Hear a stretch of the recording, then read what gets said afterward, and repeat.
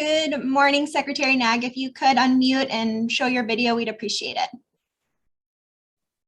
Yep, just getting situated here. Take your time. Got to be looking at the right. There we go. Great to see you. Lisa, I'll turn it over to you. Awesome. Well, welcome, Secretary Naig, and welcome to everybody in the audience to Conversations About Carbon. It's a monthly webinar series hosted by the ISU Bioeconomy Institute and the College of Agriculture and Life Sciences. For those of you that don't know me, I'm Lisa Schulte Moore. I'm the Associate Director here of the Bioeconomy Institute, Professor in Natural Resource Ecology and Management, and the Director of Sea Change. I get to be your moderator today and interview Secretary Naig, which I'm super excited about. Our goal with the Conversations About Carbon series is to bring people together for an informal series on concepts and actions surrounding carbon reduction, removal, and repair, and the role that agriculture can play in our changing climate. So today is so timely with the launch of the Iowa Carbon Sequestration Task Force earlier this year. We're excited to learn more about it today. And thank Secretary Naig for your leadership and co-chairing that Carbon Sequestration Task Force. So we'll get to the interview questions in just a moment here. We're also excited that the Iowa Governor, Kim Reynolds, was willing to share a welcome for us today to launch our fall series of Conversations About Carbon. So a short welcome from Governor Reynolds, and then we'll get started with the interview. And I'll hand it to Allie to play the video.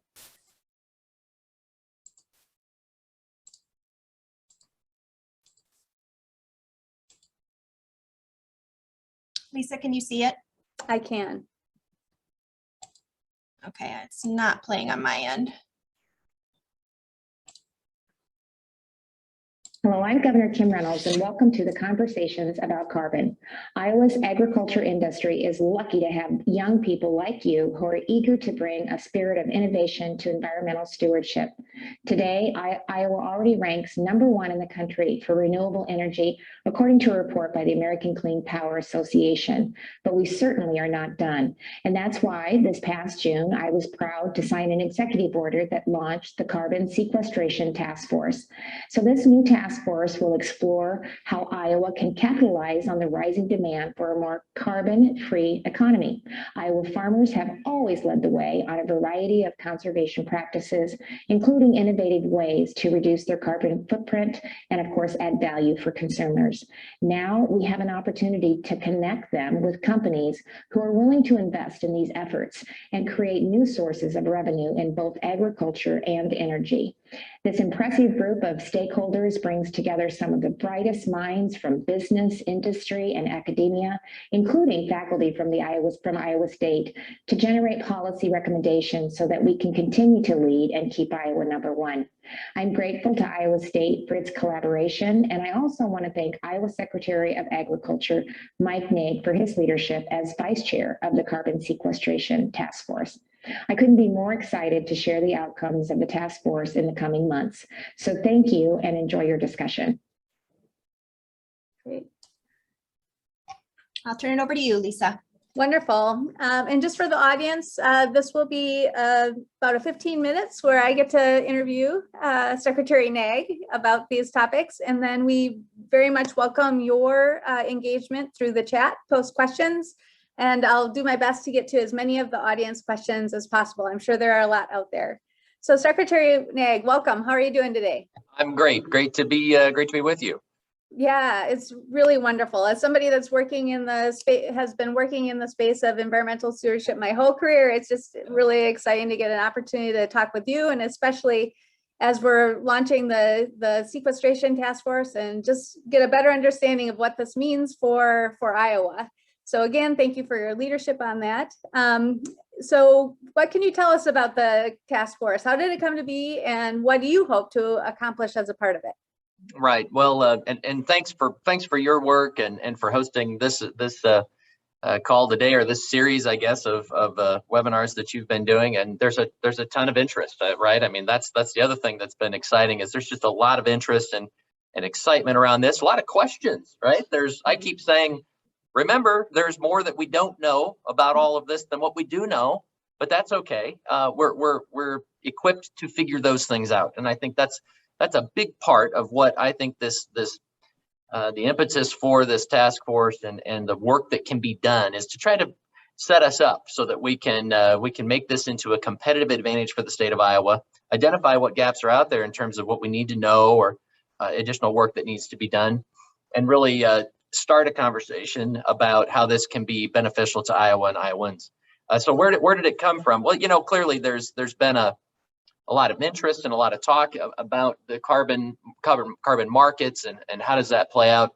But I guess the specific recommendation did come out of the Economic Recovery Task Force that we worked on about a year ago, and I led the Ag work group along with Nick Bowdish and Diane Young, who co-chaired with me that Ag work group of the Recovery Task Force. And carbon and understanding how carbon could be an economic advantage for the state of Iowa was something that came out of that group as a recommendation that we should have a task force and do this very thing. Governor created it by executive order, and here we are. So it's nice to see that process has played out. We took the recommendations of one group and created another, and again, it's all about trying to explore what are the opportunities for Iowa, what are the opportunities to give us a competitive advantage as compared to other states, and recognizing, I think, where we sit in various supply chains, and how they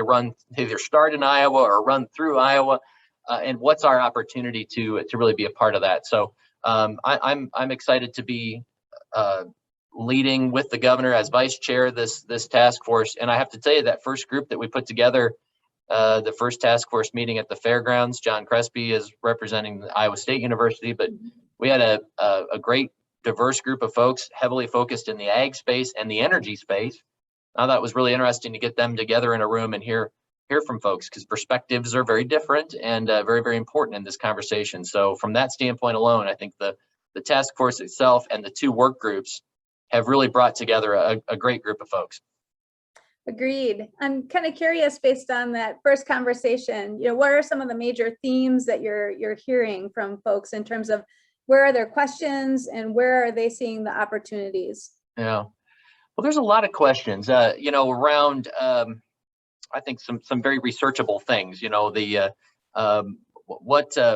you measure? What are some standards? Heck, we don't even have the same terminology and definitions that we all use. And so I think that's one of the things that needs some work here, especially as we look across kind of the whole landscape in Iowa, is how do we get some common themes and common definitions and common standards.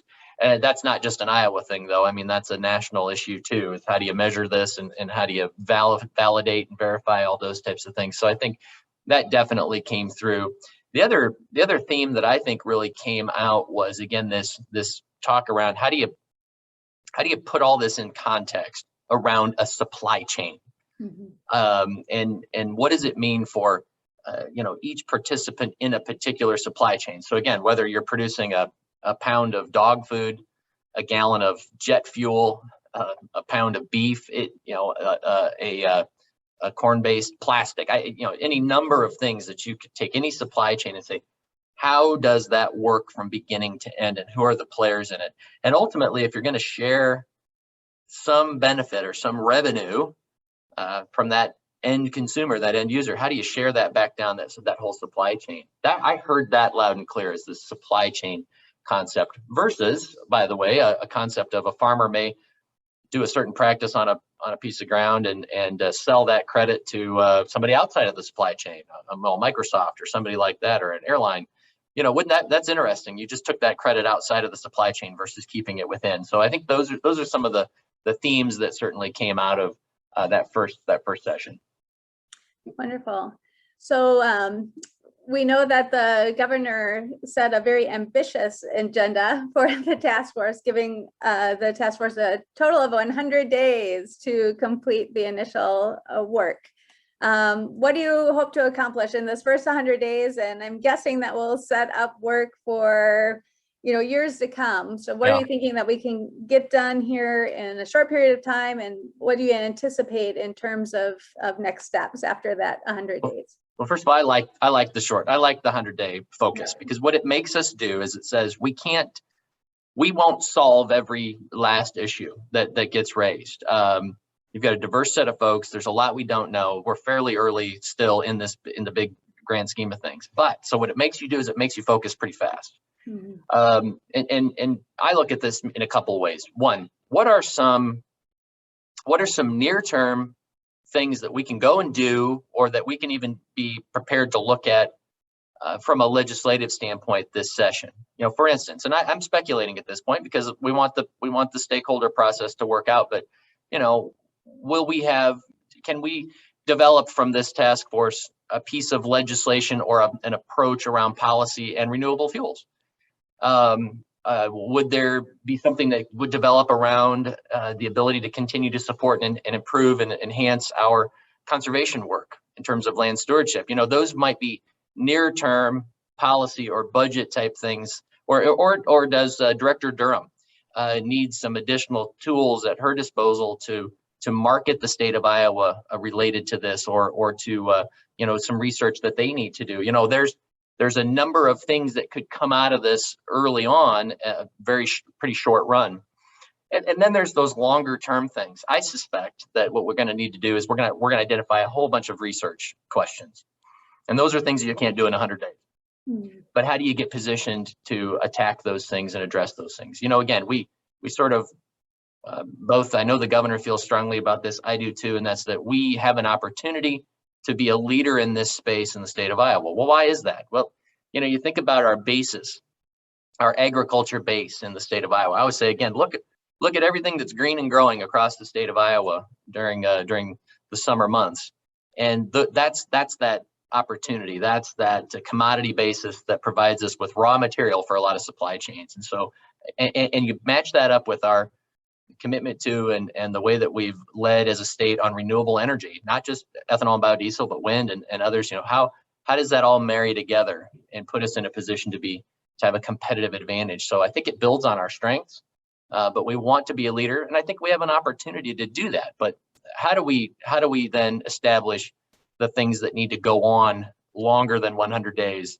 And how do we build a framework around that? So that's kind of how I look at this, is some short-term, short-run legislative and policy type things that we can do fairly short term, and then how do we position ourselves for the work that we know has to continue after this task force wraps up. Wonderful. And you talked about extra tools that, say, the state government might need. Director Durham, you mentioned. How do you think that might play out in IDALS, Iowa Department of Ag and Land Stewardship, in terms of additional tools to do your work? Yeah. Again, I don't want to get ahead of the task force, because I certainly want to hear what folks have to say. But I think here's what I would just say broadly about this, without getting specific. The work that, again, we're building from a position of strength here. So when you think about the things that can be done on a farm, especially around land stewardship, that can be relevant in this carbon conversation, it's things like cover crops, it's things like no-till, it's things like reduced tillage and seeding down acres that are better seeded down and not farmed. It's nitrogen use efficiency. It's all of those types of things that frankly are all already included in our nutrient reduction strategy as practices. But beyond that, before that, the state of Iowa has had a real commitment to soil erosion prevention for good reason, because that's the soil and water, our most important natural resources. And so what I like about this, and I think, again, it's building from a position of strength, is we're already pointed in this direction. We're already building the capacity to go out and deliver more practices, and we need to, and we're accelerating, but we've got more work to do on getting cover crops across the state and getting wetlands built across the state. We're running into all kinds of barriers from a capacity standpoint, but hey, that's good, because that means that we're expanding. That means we're doing more than we've ever done before. So how do you then take all of that activity and bring in this now opportunity and this additional driver to get more done on the ground? And how can that benefit producers from in a monetary sense? I think that the challenge is going to continue to be all about the balance, right? You've got to remain productive because we have a job to do as a state. You've got to remain profitable because otherwise farmers and businesses aren't in business. And that's part of sustainability too. And then you've got to do all of that in a way that's more and more sustainable. And that's from any number of measurements, but carbon certainly could be one of those. So I think that balance will continue to be the great challenge, but I really do think that we're positioned well to see some activity. Awesome. So I like those 3 parts of sustainability. Let's dive into one of them in terms of the farmer profitability. Yeah. I hear a lot of people talking about how, carbon markets can be a way for getting more money in farmers' pockets and paying for some of those environmental stewardship pieces that they already want to do on their land. What kind of things are you hearing about from Iowa farmers in terms of the questions that they have in this space? And are they ready to go? Are they holding back? Or, what can help that engagement? Yeah, great question. And I will still say that I think there's a healthy skepticism out there. I tell people all the time, if you think you've missed the boat here, don't worry. You haven't. This your last opportunity hasn't sailed by. This is a time for farmers in particular to be very wise, thoughtful, and have your eyes wide open in terms of what are you potentially getting into if you start to already sign a contract and sell credits. You can do it today, but what are you agreeing to? Probably one of the top issues that I hear from farmers is, what about data? What am I agreeing to? What's appropriate? Who owns the data? Well, at the end of the day, you're going to do a practice.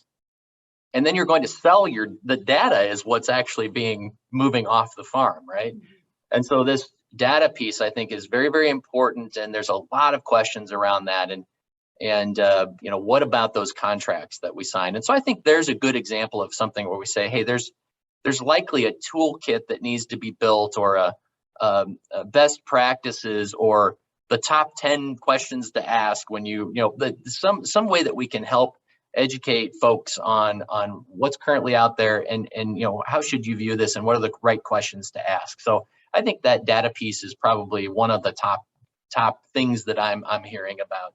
And then there's this great debate between pay for the practice, pay for performance, and both are very interesting, and we're certainly used to more of the pay for practice in the conservation world, but we also understand that pay for performance is a lot like we'll pay for yield and those types of things. And so I think that's one of those great debates that's out there right now, is and I don't know there's a right way, but there's definitely two sides of that.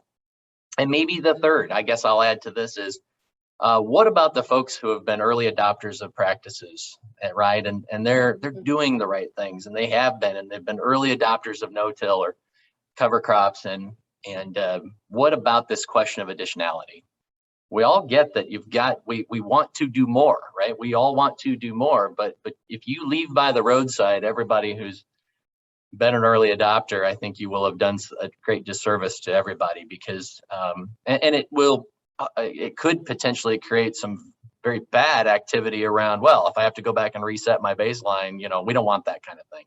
Yeah. So I think that question of additionality is something that will have to be addressed too, because we want to recognize and reward folks for being early adopters, and yet we know we want to do more. So I'd say those are the big issues that I hear about from folks. And in addition to, let's just be honest, right now in the economic picture, farm income's up, prices have been good generally across the board, but input prices are on the rise, everything from land to fertilizer to seed and equipment. And so those are things that have folks concerned too, is how does all of this fit into this marketplace and the economic reality that we're seeing develop now? And prices always go up fast and come down slow, it would seem. And so how does all of that fit into this as well? I think that's very much on people's minds. Gotcha. Great. And how about industry? What kind of questions are you hearing about for industries, both that want to buy Iowa carbon credits, and then also industries that are looking to engage in transactions? What kind of questions are you hearing about? Well, I think that's one of the most fascinating pieces of this, is to ask those types of questions. So I was at Farm Progress Show last week out in Decatur and had a chance to visit with really folks kind of all throughout the supply chain, both on they would be input suppliers to farmers, but also processors. And I keep asking these questions of, well, what are your drivers? What's driving some of your activity on this set of issues? And, a lot of them will say things like investor pressure.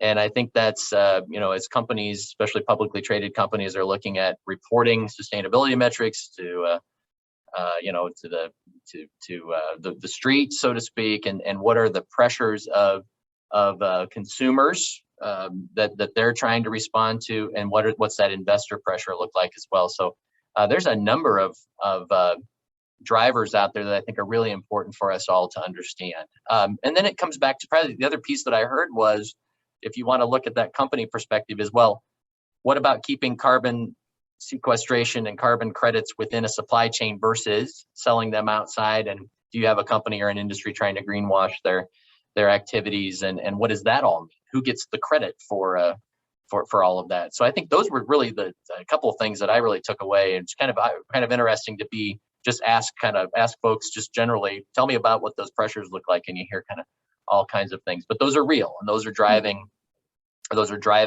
consumer product companies and processors to look back down the supply chain and say, well, how are you going to help us achieve these goals or these metrics? And that pressure just keeps moving further and further down the supply chain. Well, that's really helpful. As somebody that's engaging in the science of all of this, it's really helpful to hear some of that 10,000-foot view and the kind of questions that you're getting. Well, and I think too, and this is where the work that you're doing and a part of and that needs to be done is this.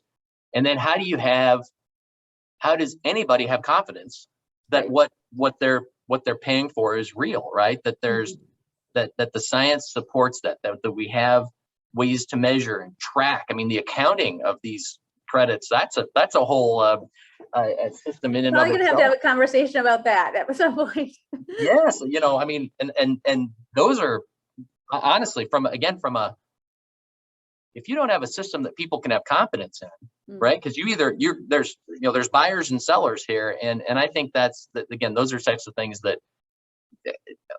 The other question I get asked a lot is, what's the right role for government? I got to be honest, I don't entirely know, and I think that's part of what we're trying to extract too out of a task force is, what's the right role for government?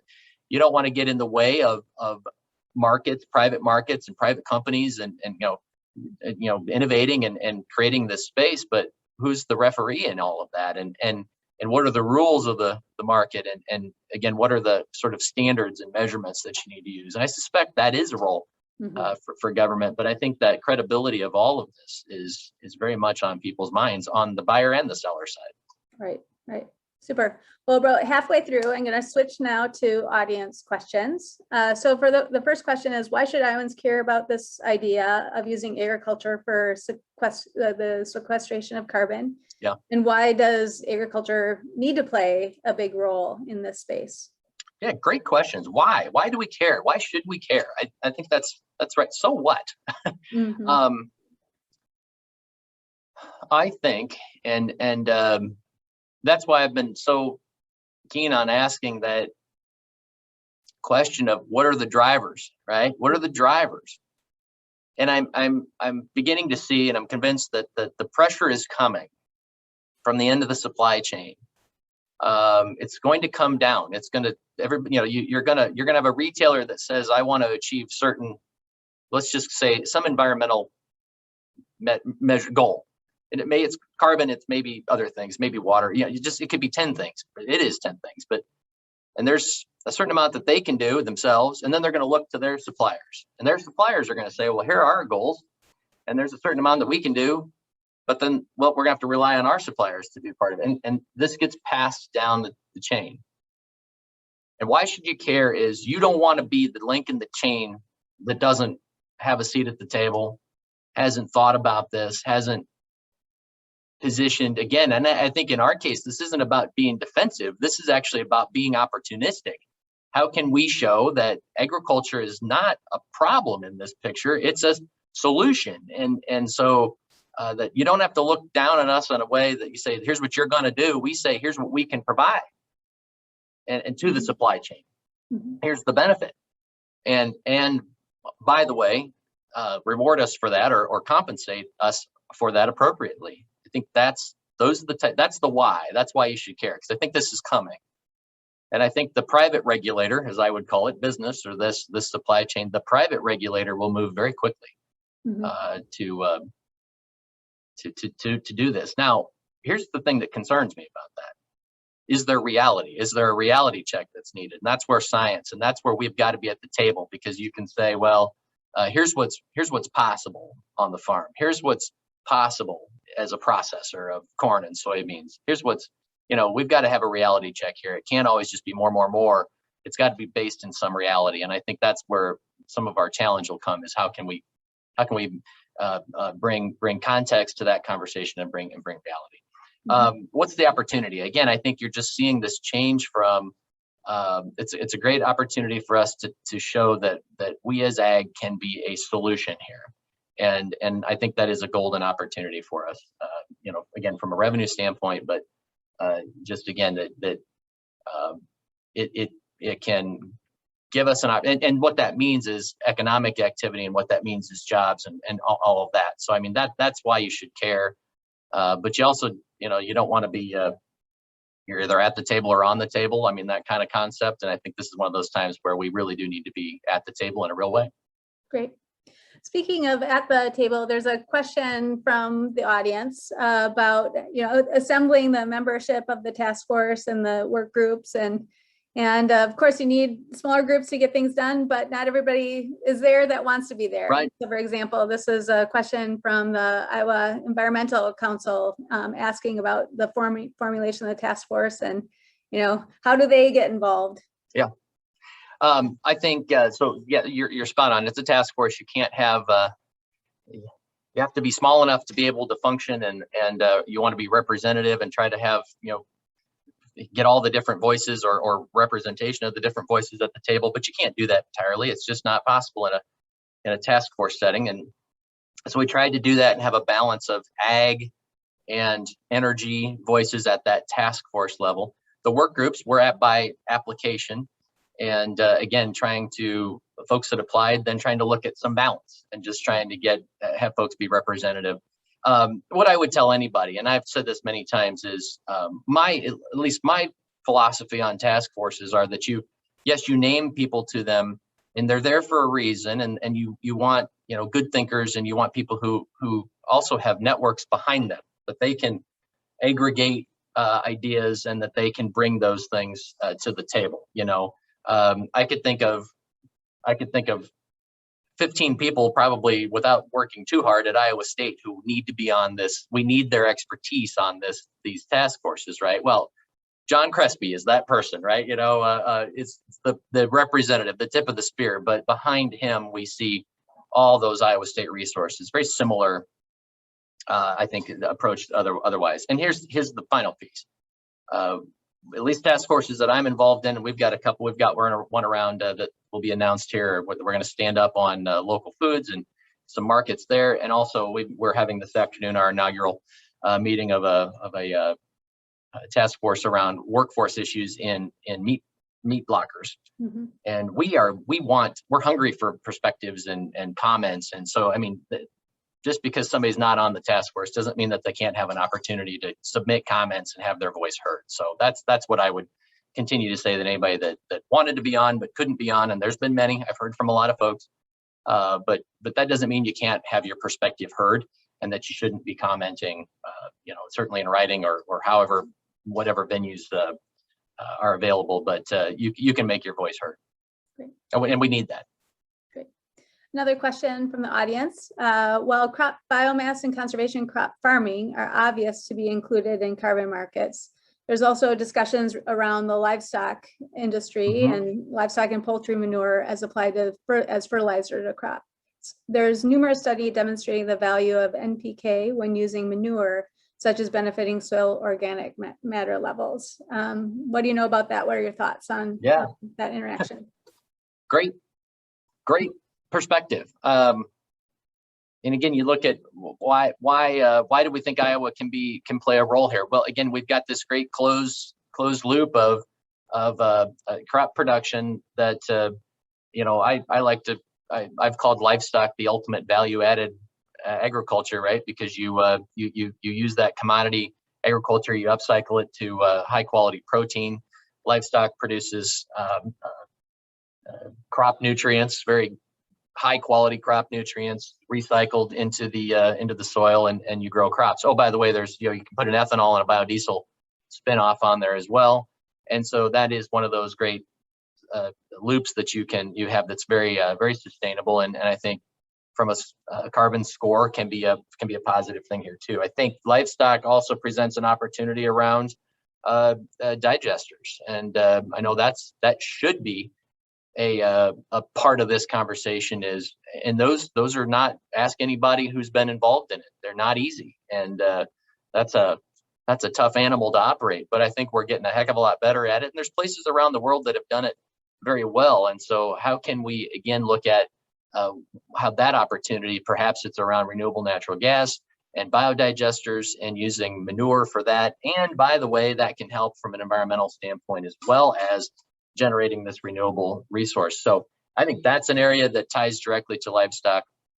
But there's a number of things, I think there's a lot of room for more cattle in this state, and looking at how we can use either, we've got I always think back to this project we've got in Taylor County that looks at one of our demonstration projects where they use precision ag tools to look at fields and say, here are your productive acres, here are your not productive or less profitable or unprofitable acres, and what if we seeded those down and you're able to run cattle on those things. That's a good example of how we're trying to maximize profitability and productivity on that field, and some of it means that we take something out of production. Or how can we incorporate cover crops and seeding down parts of fields in other parts of the state too? Taylor County's in southern Iowa. What about some other places?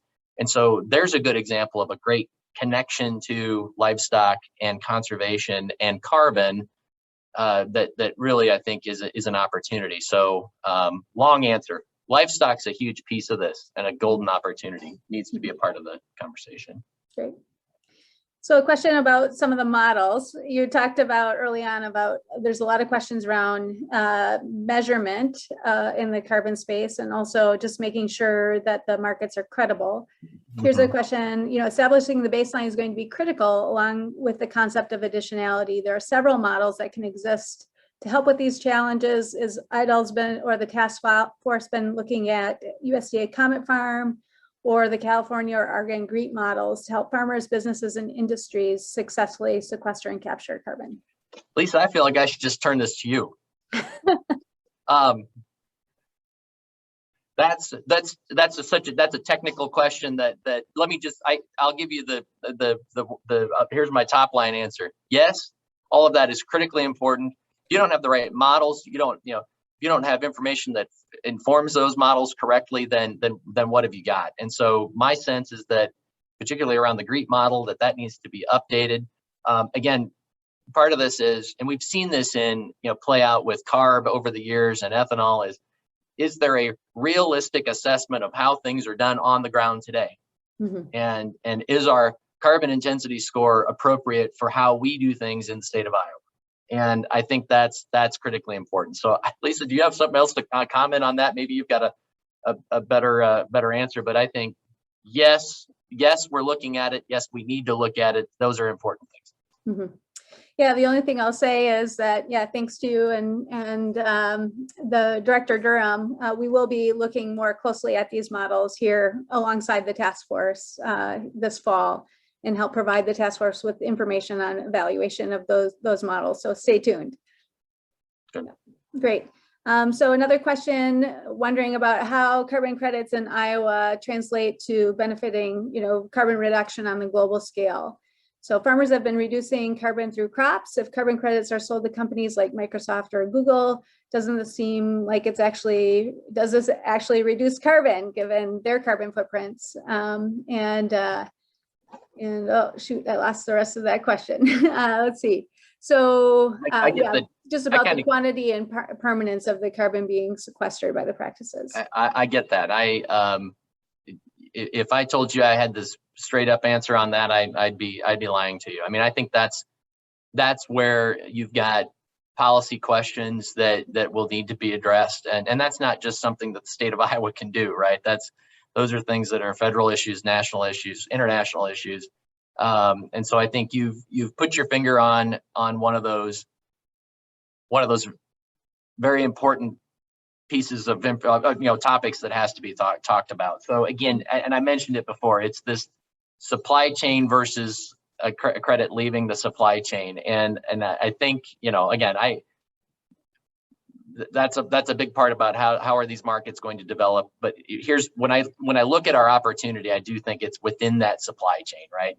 That's where we have a golden opportunity, and we need to be focused on. But I don't have a specific answer. You've raised one of the important issues that will have to be talked about as this goes forward. Great.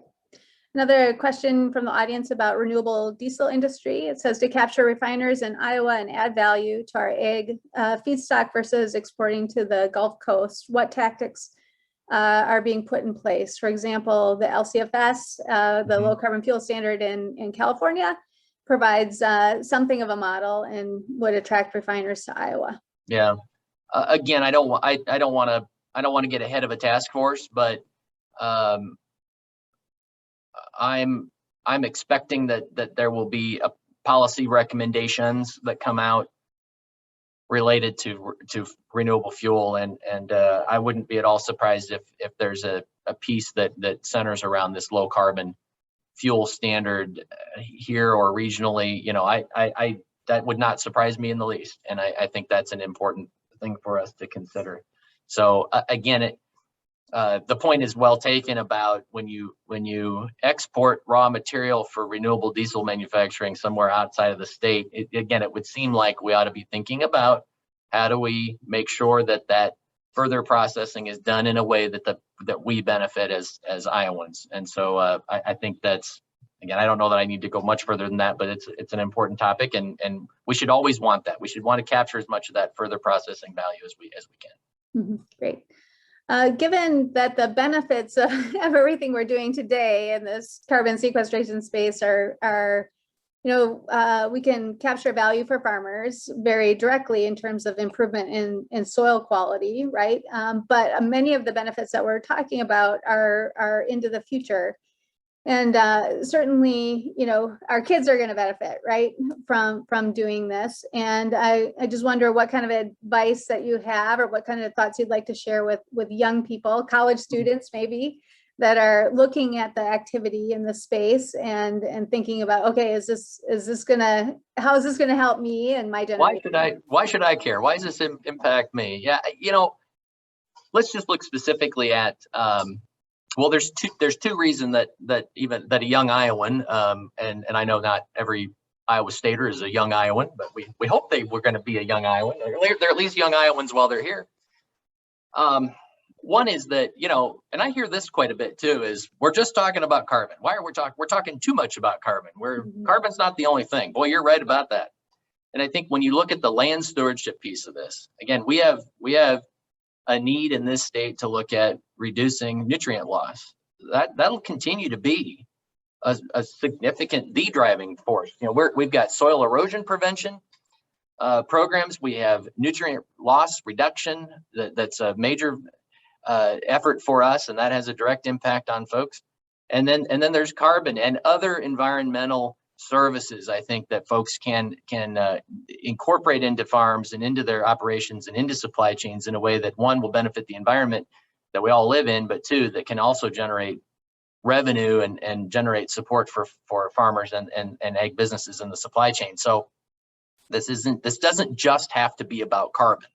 And especially in that land stewardship phase, since we say, well, a cover crop has many benefits, one of which could be carbon sequestration. But we know science tells us that there's a phosphorus loss reduction and a nitrogen loss reduction. So, those are things that there are multiple benefits to many of these conservation practices, and we shouldn't forget that. So that's where, yes, maybe this carbon, carbon is a longer play, or maybe it takes us a while for this market to develop in a way that fully makes sense and there's full participation in. But the things that we do today that are driven by carbon are things that have many times have additional benefits. So I think that's the why. Why does it matter right now? And two, of course, is just that the things that we do today that improve the carbon intensity score of ethanol are things that allow us to go and continue to fight for that industry, and that we can continue to position it as being an important part of our energy future.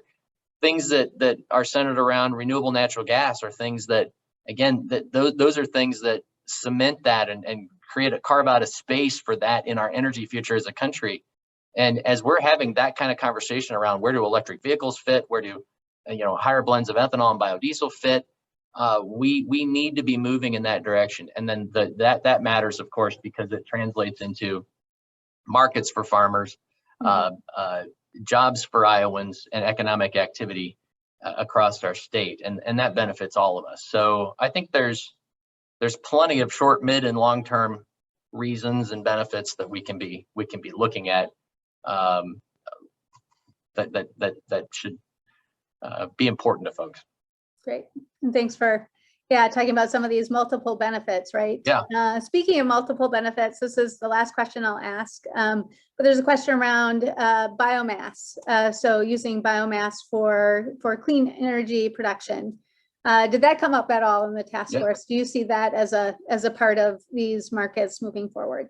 Yes, it has come up. It should come up. It will come up, and it needs to, because that's, again, you look at the raw material that we have, that we produce in this state, and we should be looking at all of that. I think some of the most interesting things are around that next generation bio-based anything, energy certainly, but materials and chemicals. I think just the sky's the limit. Mm-hmm. We need a lot more effort and research into that, and getting things on the ground, piloting some of these things, demonstrating some of these things. But I do think that again is why I can honestly sit here and say I think we've got so much opportunity as a state because of things like how much biomass we produce and what that can mean to us. So short answer, I gave a longer answer than I should have. I could have just said you're spot on. Yes. Great. Well, certainly being located here at the Bioeconomy Institute, we love hearing that message about the bio-based, right? So, well, thank you so much, Secretary Naig. This has been a very enlightening conversation, and I appreciate your willingness to speak with us and share your thoughts, share what you're hearing as you tour the state and beyond, and certainly your leadership as Vice Chair of the Carbon Sequestration Task Force. So thank you. We don't have an opportunity to give you a big round of applause, but here's in the virtual environment, but here's it's happening right now. So thank you. Thank you. Thanks everybody for tuning in. And it certainly is, I think what's so interesting is there's right now opportunities and there's right now impact, but you talk about, boy, there's a lot here that can capture your imagination about where can we go? What is possible? Where are we headed? And I think that's what's exciting to me is, yes, things that impact today, but what will happen next? What will we be doing and talking about 10, 15, 20 years from now that'll seem second nature to us that are a little bit unique today? And those are always the fun things that I like to find and tease out and see if you can predict those things, because change is constant in this area in particular. Agreed. Thank you for those closing comments. And just I'll share a couple more slides as we finish out to foreshadow the next conversations about carbon. First of all, they're going to be the first Tuesday of every month at 10 a.m. We are still looking for ideas from you all in terms of who you would like to hear from. We're planning on the once a month series throughout the entire year. So by all means, we want to have that opportunity to engage and hear from diverse voices and know who all is working in this space. We'll try to bring experts and leaders from all over the state to talk about it. For past recordings and for the future schedule on the updates on conversation about carbon, you can visit the Bioeconomy Institute website. You can see us on Twitter and Facebook. And our next conversation is going to be on October 5th. So Bernardo Del Campo, he's the president of ARDI. Speaking of some of those future things that we just don't even know quite how it's going to play out. ARDI has Bernardo has his business focuses on biochar and he'll talk about biochar as a potential carbon solution moving forward. Also, Bernardo is a graduate of Iowa State, and he'll talk about his experience going from ISU to entrepreneur working in this space of carbon removal. So looking forward to the next conversation about carbon as well. Thank you all for joining us today. And again, thank you, Secretary Naig, for being our speaker today.